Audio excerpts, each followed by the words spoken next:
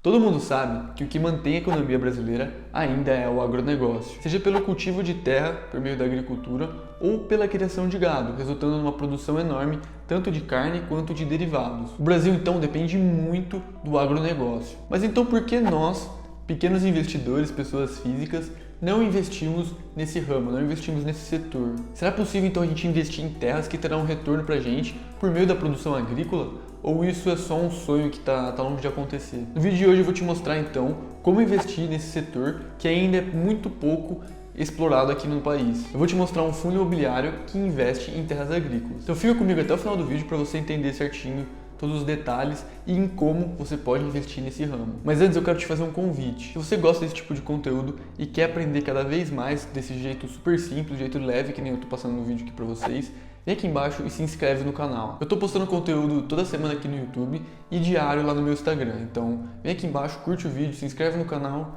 cheio de enrolação, bora pro vídeo. É muito provável que você aí da sua casa já saiba, já tenha escutado alguma vez, que tanto a agricultura quanto a pecuária são de extrema importância para a economia do Brasil. Para exemplificar, a porcentagem do PIB que a gente depende ainda desse setor, que é o agronegócio, é um pouco mais na verdade, mas é em torno ali de 20%, sendo algo em torno de 1,5 trilhões de reais. 1 trilhão para a agricultura e 500 bilhões para a pecuária. Mais ou menos isso, velho. Todos esses números eu tirei da Confederação de Agricultura e Pecuária do Brasil, a CNA. O link vai estar aqui embaixo na descrição, então se você quiser conferir aí todos os dados que eu vou falando aqui, tá aqui embaixo, só conferir. Dito isso, tem mais duas coisas que eu quero falar antes da gente ir pro fundo em específico, beleza? Seguinte, primeira coisa, que nem eu falei pra vocês, o Brasil depende muito desse setor e o governo sabe disso. O governo não vai simplesmente deixar de investir nesse setor, deixar de inovar nesse setor, nessa potência que é o Brasil, simplesmente porque o Brasil depende dele. Se o governo fizer isso, muito provavelmente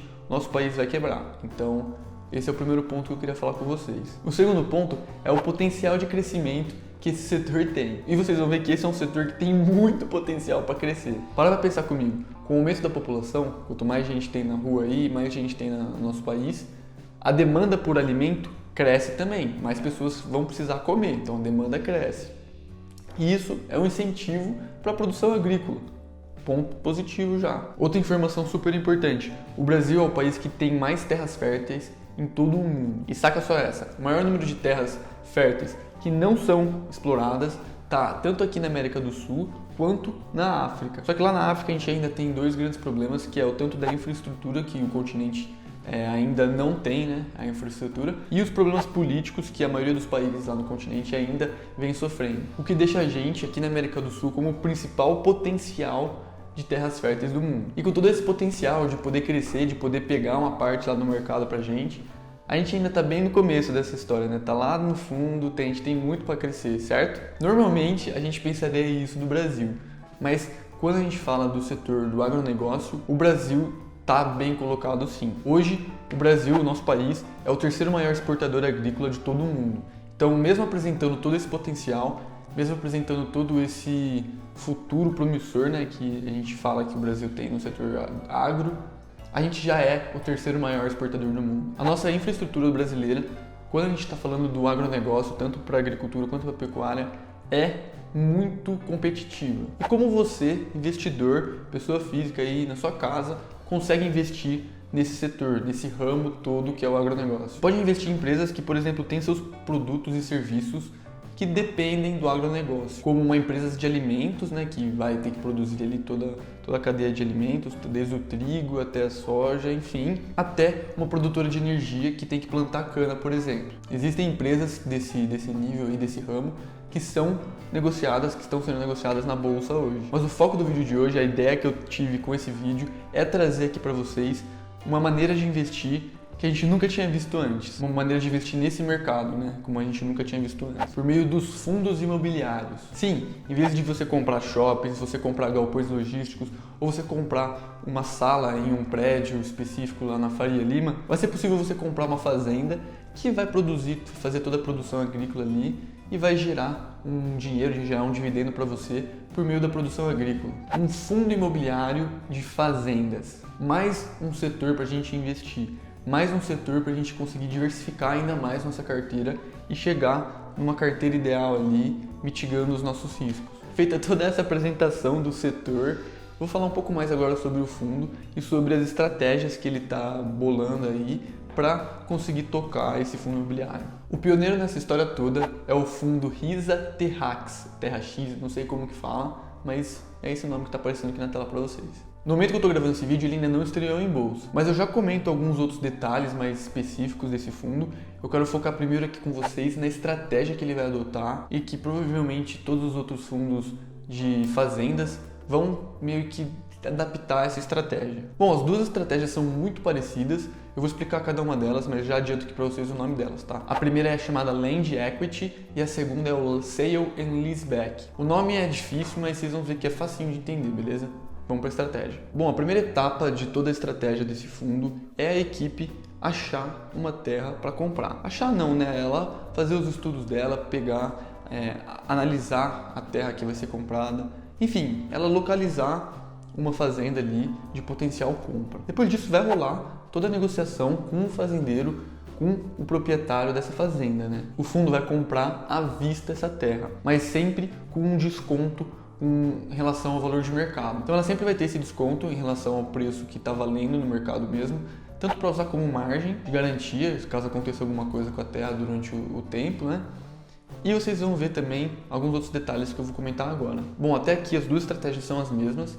O fundo vai fazer toda essa negociação e a partir de agora eu vou diferenciar, vou explicar primeiro a Land Equity para depois explicar a outra. Vocês vão ver, é facinho de entender as duas, beleza? Seguinte, se a estratégia for o Land Equity, o fundo vai fazer um acordo com um antigo proprietário para arrendar a terra para ele e no final desse contrato o antigo proprietário vai ter o direito de recomprar a terra, ou seja, ele vai ter uma call de compra. Tanto a taxa de arrendamento quanto a taxa que vai ser reajustada essa call aí de compra vão ser pré-definidas, ou seja, antes da gente saber qual que vai ser o contrato, vai saber ali quanto que vai ser ajustado com o tempo, né? Mas se ficou de confuso, calma que eu vou explicar mais detalhado agora, com mais, vou falar assim, a nossa linguagem.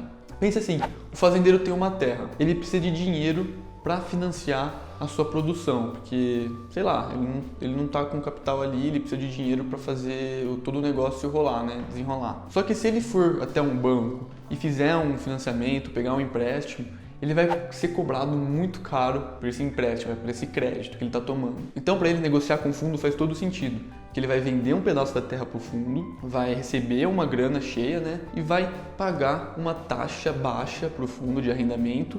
E ainda ele vai poder recomprar essa terra dele, recomprar essa propriedade que ele tem lá no futuro. Se você não sabe o que é um arrendamento, é mais ou menos a mesma coisa que um aluguel, só que você tem direito sobre tudo que você está produzindo naquela terra. Então o fazendeiro pegou, vendeu um pedaço da sua terra, conseguiu dinheiro, vai conseguir produzir ali na própria terra dele, porque o fundo arrendou para ele, então ele está produzindo na própria terra dele ali, está pagando taxas menores que ele estaria pagando se estivesse lá no banco, né, se tivesse pego um crédito de outro lugar, e ainda lá no final do contrato ele vai ter o direito ainda de recomprar aquela terra dele. Para o fundo isso tudo é vantajoso porque a gente consegue rentabilidades que a gente não conseguiria comprando shoppings, comprando lojas de varejo, comprando galpões logísticos, enfim, esse é um mercado totalmente diferente e que retorna mais. E aí eu explicando aqui a estratégia para o pessoal, muita gente fica com duas dúvidas que eu vou já adiantar aqui para vocês. Se você ficar com essa dúvida aí, já estou adiantando, beleza? Dois grandes pontos aqui. Se tiver outra, já comenta aqui embaixo, beleza?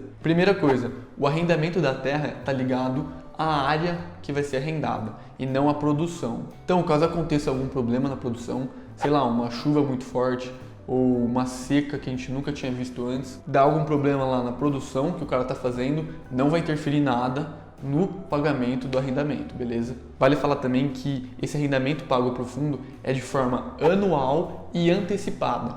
Então não vai ter parcela todos os meses, não vai ser uma vez só que vai arrendar para os normalmente 10 anos de contrato, vai ser uma vez só por ano, ou seja, vamos lá, vai começar o fundo em 2021, você vai ter que pagar primeiro ano, em uma parcela do 2021, no começo do ano, de forma antecipada do ano. O que isso interfere? Interfere que o fundo vai receber esse dinheiro do arrendamento de forma antecipada daquele período, né, daquele ano. E o segundo ponto que muita gente fica com dúvida é em questão da recompra de terra, né? A opção de recompra não é feita só de uma vez, né? Não vai chegar lá no final e ele vai poder comprar ou não a terra. Como assim? Não entendi. Normalmente os contratos que estão sendo negociados são mais longos, coisa de 10 anos para cima. E aí, no final de cada ano, Vamos dar o exemplo aqui de 10 anos, tá? Contrato de 10 anos, e aí chega lá no final, o cara tem a opção de recomprar aquela terra. Só que no final do primeiro ano, ele vai poder comprar 1/10 daquela terra, né? Ele vai poder comprar 1/10